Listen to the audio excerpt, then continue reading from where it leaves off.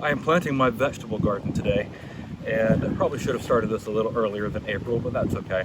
I've got some organically grown plants here, tomatoes and peppers and a few herbs.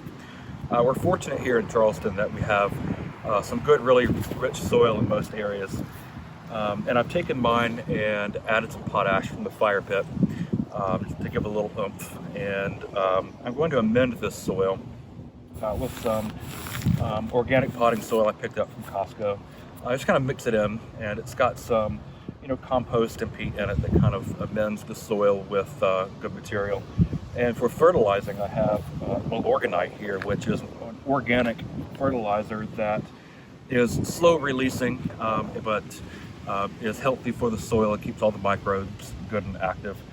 But because vegetable plants do need a little oomph, I do have some organic plant food here as well that I can mix in with the vegetable sprayer or water sprayer and feed the plants as they go. Happy gardening.